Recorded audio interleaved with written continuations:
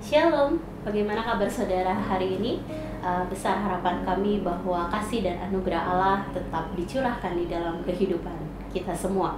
Bapak Ibu Saudara sekalian, pagi hari ini kita akan kembali merenungkan firman Tuhan yang ada di dalam Markus 6 ayat 1 sampai 6a.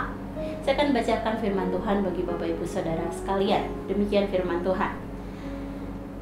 Kemudian Yesus berangkat dari situ dan tiba di tempat asalnya, sedang murid-muridnya mengikuti dia.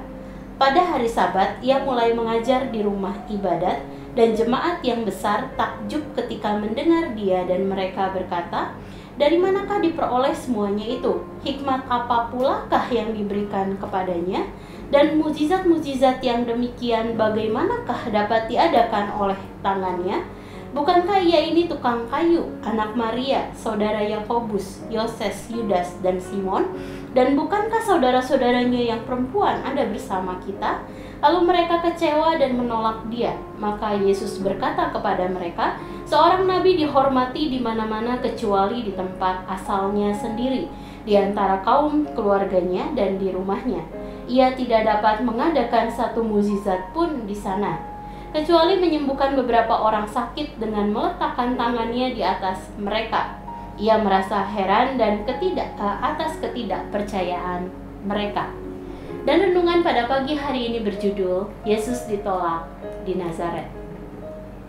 Bapak Ibu Saudara sekalian, perikop ini menceritakan kisah tentang Yesus yang melayani di Nazaret, tempat asalnya.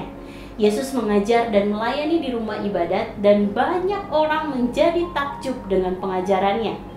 Salah satu hal yang menarik dari kisah ini adalah respon orang banyak terhadap pelayanan yang dilakukan oleh Yesus.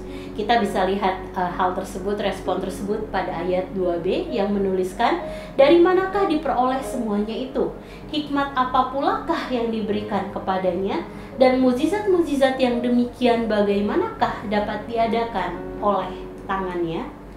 Penolakan mereka, Bapak Ibu Saudara sekalian, tidak hanya berkaitan dengan hikmat dan kuasa, tetapi juga fakta bahwa Yesus adalah seorang yang berasal dari Nazaret. Pada ayat 3 dituliskan, "Bukankah ia ini tukang kayu, anak Maria, saudara Yakobus, Yoses, Yudas, dan Simon?" Dan setelah mempertanyakan tentang asal Yesus, maka mereka menjadi kecewa dan menolak dia. Kata menolak di dalam bahasa Yunani yaitu skandalizo, yang berarti mereka menolak karena kecewa.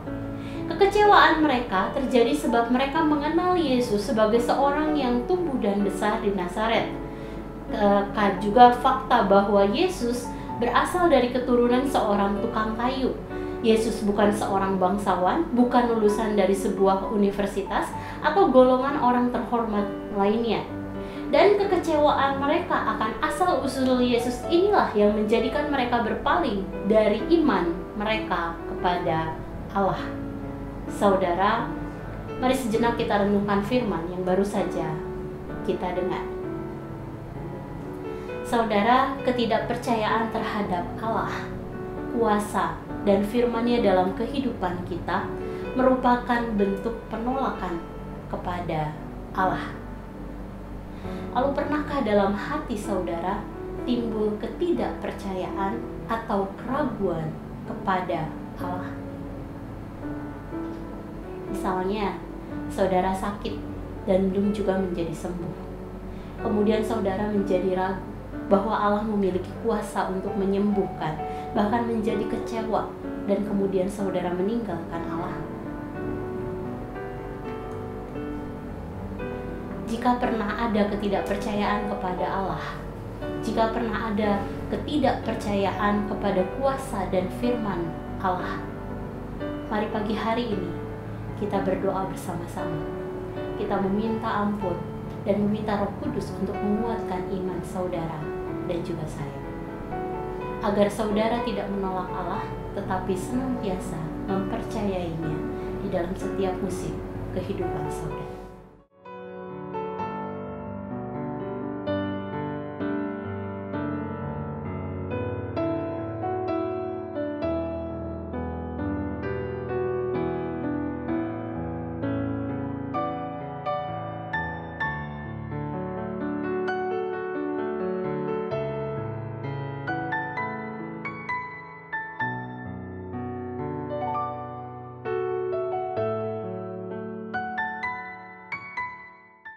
Demikian perenungan pada pagi hari ini.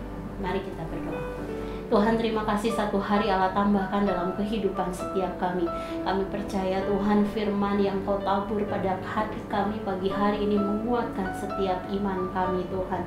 Mari Tuhan, jika ada ketidakpercayaan, jika ada keraguan sebagai bentuk penolakan kami terhadap Engkau, terhadap kuasa-Mu Tuhan, terhadap firman-Mu Tuhan, kami pagi hari ini memohon ampun atas semua itu Tuhan. Mari tumbuhkan iman Tuhan di dalam hati setiap kami Tuhan. Iman yang semakin kuat, iman yang semakin teguh Tuhan di dalam situasi kehidupan yang seperti apapun Tuhan. Yang meskipun kami tahu Tuhan mungkin belum tampak baik keadaan di sekitar kami Tuhan, tapi kami tetap memiliki kepercayaan, kami tetap percaya akan kuasa-Mu di dalam kehidupan kami, akan firman dan akan anugerah-Mu di dalam kehidupan kami. Kami menserahkan hari ini dalam tangan kasih-Mu, Allah yang akan menolong kami di dalam segala sesuatu yang akan kami kerjakan di sepanjang hari ini. Terima kasih Tuhan, dan di dalam nama-Mu Tuhan Yesus kami berdoa dan bersyukur. Haleluya. Amin. Selamat pagi saudara, selamat beraktivitas. Tuhan Yesus memberkati.